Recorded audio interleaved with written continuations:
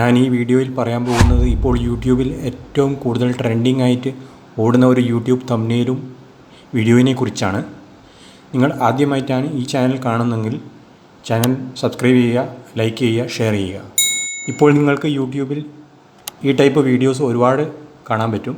അതിൻ്റെ കണ്ടൻറ് എന്താണെന്ന് വിചാരിച്ചു കഴിഞ്ഞാൽ YT സ്റ്റുഡിയോയിൽ ഈ സെറ്റിംഗ് ചെയ്ത് കഴിഞ്ഞാൽ, അല്ലെങ്കിൽ ഈ ഒരൊറ്റ സെറ്റിംഗ് ചെയ്ത് കഴിഞ്ഞാൽ ഒരു ദിവസം കൊണ്ട് നിങ്ങൾക്ക് 1000 വ്യൂസ് വരും, 5000 വ്യൂസ് വരും, 1,00,000 വ്യൂസ് വരും എന്നൊക്കെയാണ് അവർ പറയുന്നത്.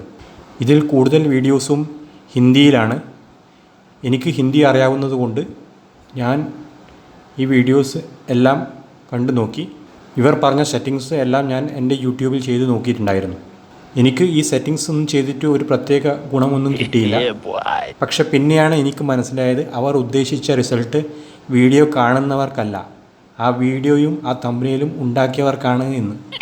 ഇത്തരത്തിലുള്ള വീഡിയോസ് കണ്ടു കഴിഞ്ഞാൽ നിങ്ങൾക്ക് എന്താണ് തോന്നുന്നത്? അങ്ങനെ ഒരു സെറ്റിങ്സ് ചെയ്തത് കൊണ്ട് മാത്രം നിങ്ങൾക്ക് വ്യൂസ് കിട്ടുമോ?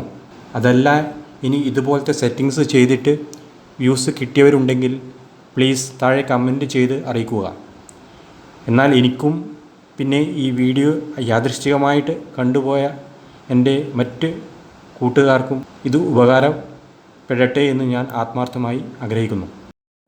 ഈ വീഡിയോ നിങ്ങൾക്ക് ഇഷ്ടപ്പെട്ടിട്ടില്ലെങ്കിൽ താഴെ കാണുന്ന like, share and subscribe button അടിച്ച് പൊട്ടിച്ചുകൊണ്ട് നിങ്ങളുടെ ദേഷ്യം പ്രകടിപ്പിക്കുക. Thank you.